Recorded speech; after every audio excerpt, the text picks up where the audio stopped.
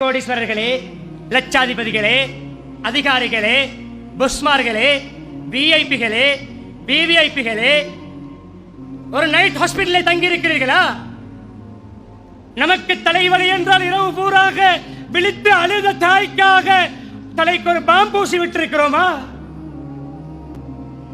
நமக்கு கால் வருத்தம் என்றால் தூங்கி சுபோ கிளம்பும் பொழுதும் கால் மாட்டிலே காலை பிடித்துக் கொண்டு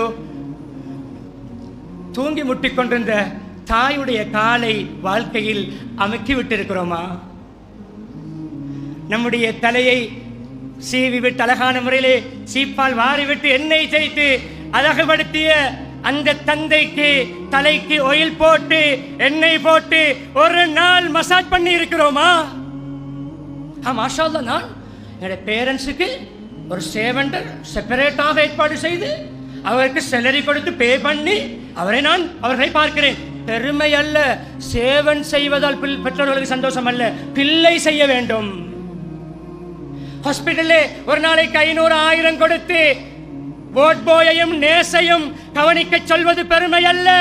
நீங்கள் தங்க வேண்டும். வீல் சேரை நீங்கள் தள்ளி இருக்கிறீர்களா? ஃபெயில். இதிலே ஃபெயில் ஆகி சமூகத்திலே முக்கிய பிரமுகர்களாக நடமாடி என்ன பயன்?